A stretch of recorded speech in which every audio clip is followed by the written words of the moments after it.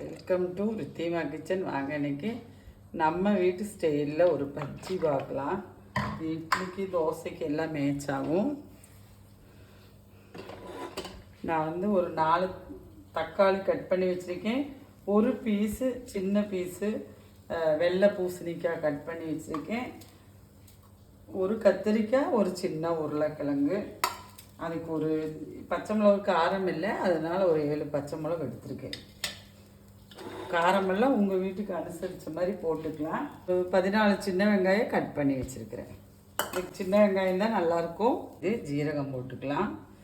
நான் வந்து இந்த ஸ்பூனில் 1.5 ஸ்பூன் ஜீரகம் போட்டிருக்கிறேன்.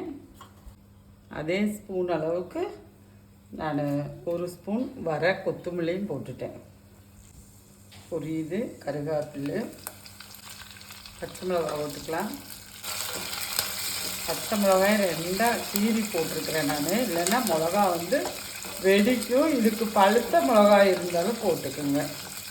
இந்த டைம் வந்து நான் சின்ன வெங்காயம் போட்டுக்கிறேன். ரொம்ப ஹெல்த்தியான பஜ்ஜி. பூசணிக்காய் போட்டுக்கலாம். இப்போ வந்து கத்திரிக்காயும் போட்டுக்கலாம். அதே மாதிரி உருளைக்கிழங்கும் போட்டுக்கலாம்.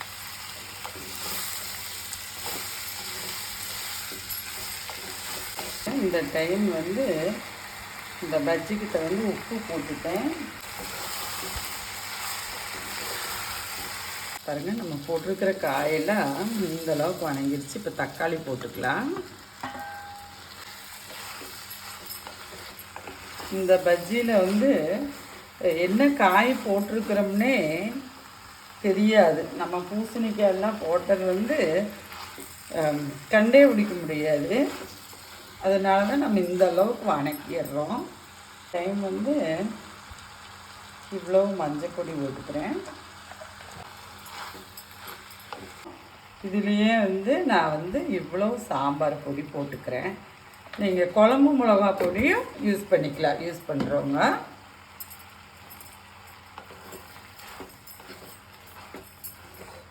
தண்ணி வந்து நான் ஒரு 1/4 டம்ளர் தான் வச்சுக்க போகிறேன். வேகட்டும். எல்லாம் நல்லா இந்த தக்காளியில் இருக்கிற தண்ணி எல்லாமே தண்ணி விட்டு வந்து எல்லாமே நல்லா வெந்துருச்சு. இந்த டைம் வந்து இவ்வளவு கொத்தமல்லி போட்டுக்கலாம். நான் வந்து மத்து போட்டு கடைஞ்சிட்டு போகிறேன். கடைஞ்சிட்டு தாளிப்பு பார்க்கலாம். நான் நல்லா கடைஞ்சிட்டு வந்துட்டேன்.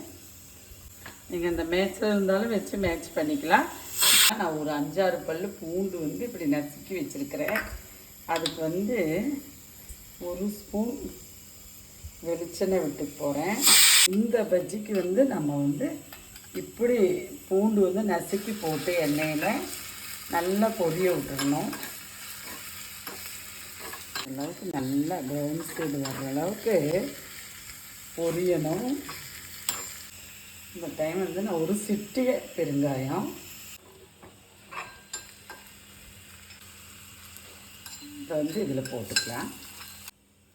உங்களுக்கு தண்ணி கெட்டியாக இருக்கிற அளவெல்லாம் உங்கள் வீட்டோட அளவுக்கு வச்சுக்கோங்க. நான் நம்ம வீட்டோட அளவுக்கு வச்சுக்கிறேன். இந்த பூண்டெல்லாம் போட்டுட்டு எல்லாம் கலந்து விட்டுருங்க. கலந்து விட்டுட்டு மூடி விட்டுருங்க.